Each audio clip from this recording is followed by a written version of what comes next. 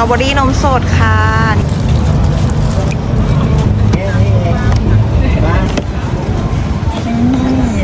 ร้านที่เขาก็มีสตรอเบอรี่เป็นเนื้อแบบเนื้อสตรอเบอรี่เลยเยิ้ม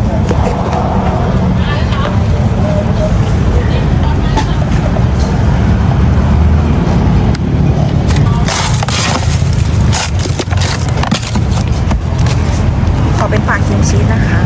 ได้เลยค่ะ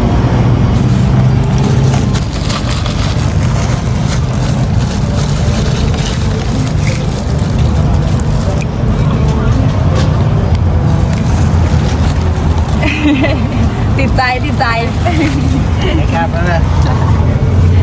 ใกล้แล้วก็จะได้เวลาบ้านด้วยแม็กซี่รถเอาได้สตรอเบอรี่นมสดค่ะนี่เลยเนื้อสตรอเบอรี่แบบ